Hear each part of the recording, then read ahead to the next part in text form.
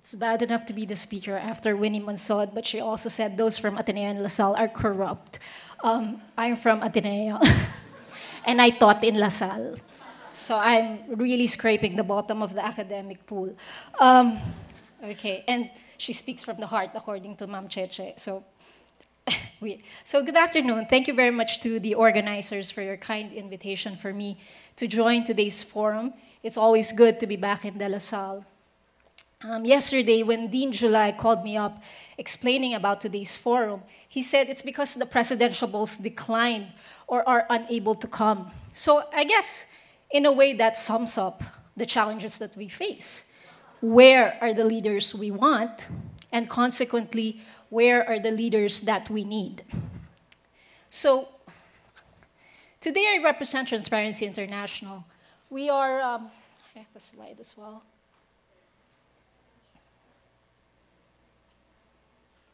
So we're an international movement, and we're present in 90 chapters around the world.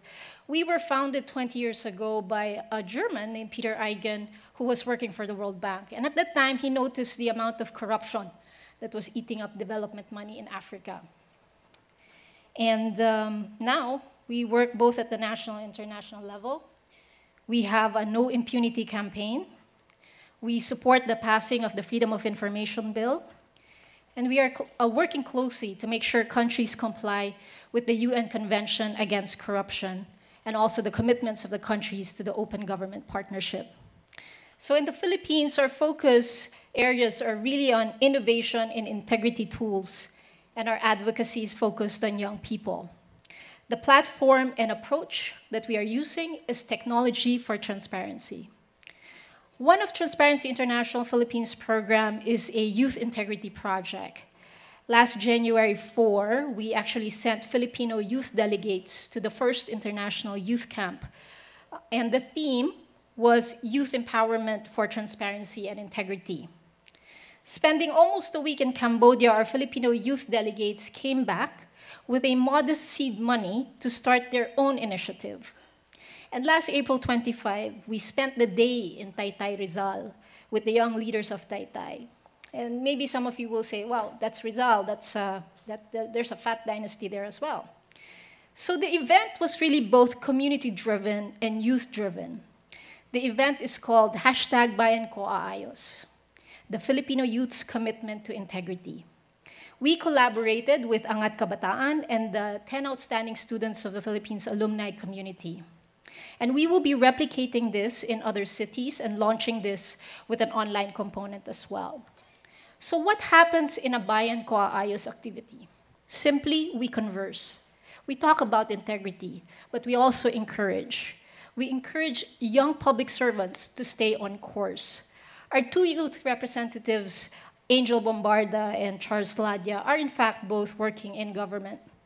One is with the Department of Budget and Management, and another with the House of Representatives. Now, what did I learn from interacting with young, talented people? They do not want the promise of a better future. They are aware of the complex problems that our country faces.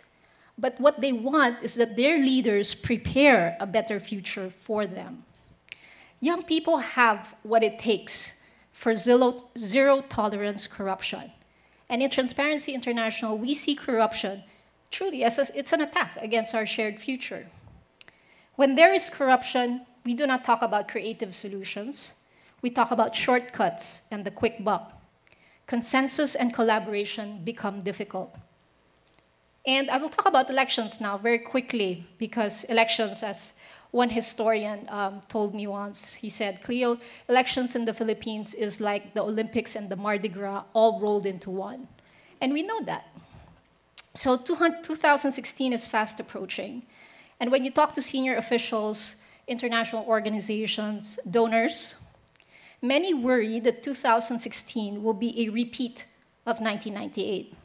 At that time, we were gaining momentum, we were up, and then the Philippines dropped off the map.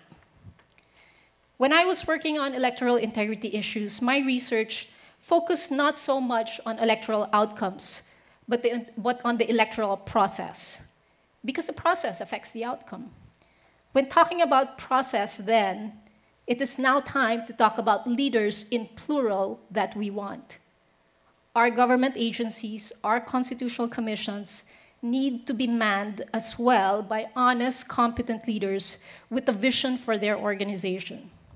And that vision must include providing service, better service, to the Filipino people. That better service is something that you and I deserve. But we, the citizens, must also have a shift in our approach to government. We need to demand accountability. Demanding accountability coupled with volunteerism. What can we do together on the issue of campaign finance? There must be some creative solution for that. What can we do in having a more objective voters' education? Is there a new way to present voters' education that focuses on accountability? Is there a way for technology to jumpstart that? Is there a way for citizens to monitor and report anonymously vote buying come 2016? We need to talk and work towards creative solutions. Now, the problems we face require synergy of reforms and good leadership across public institutions. But we must also be vigilant and vocal about what we want. We need to continue to converse, to collaborate, just as we are doing today. Maraming salamat po.